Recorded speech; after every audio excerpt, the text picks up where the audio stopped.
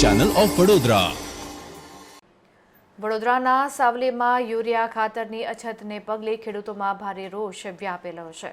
વડોદરાનો સાવલી તાલુકામાં મુખ્યત્વે લોકો ખેતી અને પશુપાલન સાથે સંકળાયેલો વર્ગ છે, જેમાં મોટાભાગે ખેડૂતોથી માંડી નાના અને મધ્યમ વર્ગના લોકોને મુખ્ય વ્યવસાય જે ખેતી છે, ત્યારે શિયાળામાં થતો પાક એટલે કે રવિ પાક, જેમાં મુખ્યત્વે સાવલી તાલુકાની આજુબાજુના ગામડાના ખેડૂતો ઘઉં, બાજરી, તમાકુ જેવા રવિ પાકો પકવે છે, પરંતુ પાકની વૃદ્ધિ અને વિકાસ માટે જરૂરિયાત યુરિયા ખાતર એ મુખ્યત્વે એક જરૂરી પોષક તત્વ છે, પરંતુ સાવલીમાં કેટલાય સમયથી યુરિયા ખાતરની અછત વર્તાય છે। સાવલીનગર અને સાવલી ખેતીવાડી ઉત્પન્ન બજાર સમિતિ દ્વારા સાવલીની આજુબાજુના ખેડૂતોને ખાતર પૂરતા પ્રમાણમાં આપવામાં આવતું ન હોવાથી જેની રાવ ખેડૂતોમાં આંખે ઉડીને વળગી રહી છે। સામાન્ય અને મધ્યમ પરિવારમાંથી આવતા ખેડૂતોનો મુખ્ય આવકનો સ્ત્રોત એ ખેતી છે, પરંતુ રવિ પાક જેવા કે ઘઉં, બાજરી, તમાકુને તેના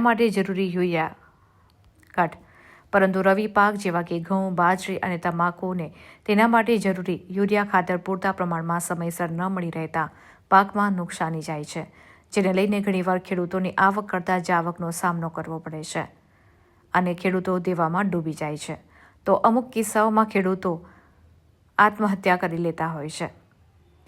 ત્યારે સાવલીના મધ્યમ અને નાના વર્ગના ખેડૂતો દ્વારા સરકારની ઉગ્ર રજૂઆત કરવામાં આવી હતી। હું મહામંત્રી ગુજરાત પ્રદેશ કોંગ્રેસ સમિતિ ઓબીસી ડિપાર્ટમેન્ટ। હવે આજ રોજ અમારા માંગરોળ ગામે દક્ષિણ ગુજરાત વીજ કંપનીના ડેપ્યુટી ઇજનેર અને એમની ટીમ ઇસ્પાટ મીટર લગાવવા માટે આવી હતી। ઇસ્પાટ મીટર લગાવવાનું કારણ શું? જ્યારે અગાઉ જે મીટરો એમણે ડિજિટલ મીટરો લગાવ્યા હતા તેમાં રીડિંગ એક તો વધારે અને બેના બિલ વધારે આવે, મધ્યમ વર્ગના લોકોને બિલ ભરવું બહુ મુશ્કેલ પડ્યું છે। છતાં પણ સરકારે ઇસ્પાત મીટર લગાવીને લોકોની કમર તોડવાનું કામ કર્યું છે।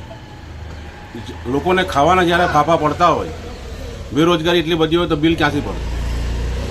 જે મીટર હમણાં હાલમાં ડિજિટલ મીટર લગાવે છે એમાં જ જ્યારે ખામી દૂર થતી નથી તથા ઇસ્પાત મીટર લગાવીને ફાયદો શું છે?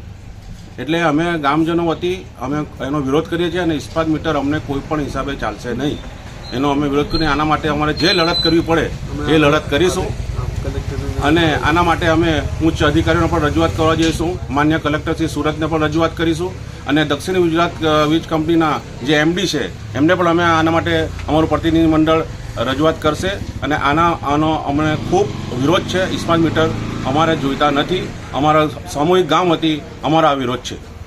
સાવલીમાં આમ તો અમે ઘણા 2-3 દિવસથી આવીએ છીએ ખાતર માટે અને ઘણો સમય લાઇનમાં ઊભા રહીએ છીએ, તે છતાં અમને પૂરતું ખાતર મળતું નથી।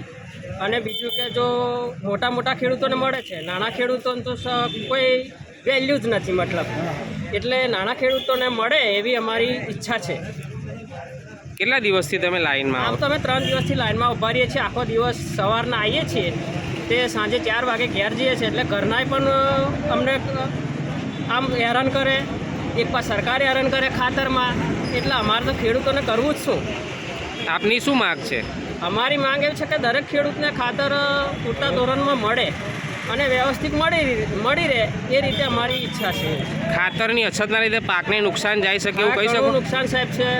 અત્યારે આમ તો ખેડૂત એકદમ નીચલા વર્ગમાં આવી ગયેલો છે। આમ સરકાર મોટી બધી વાતો તો કરે જ છે કે અમે આટલી ગ્રાન્ટો ફાળી, આમ કર્યું, આમ બધું, પણ આ જ્યારે બહાર જઈને નીકળે જોવે તો સરકારને ખબર પડે કે શું છે પરિસ્થિતિ ખેડૂતની અત્યારે। આપનું નામ શું છે? પરમાર રમેશભાઈ।